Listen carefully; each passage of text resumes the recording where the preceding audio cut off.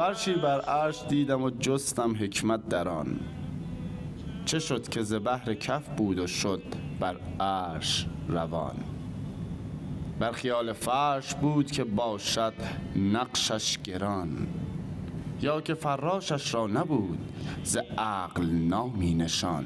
ندا از فرش آمد فراشم را هست همان خالق اثری، که ز پشم و پرزی بافت گوهری. حیف نباشد که همچین هنری پهن شود به زیر پای گذری. عجبا عجب مخلوق دلربایی، دگر ساخت ز یک فراش خدایی. فراشم شبی گذاشت سر به سجود، که یافت سر خلقت را معنا در وجود. کشید دستی بر من و گفت این چنین، حیف که معنایم پهن شود بر زمین.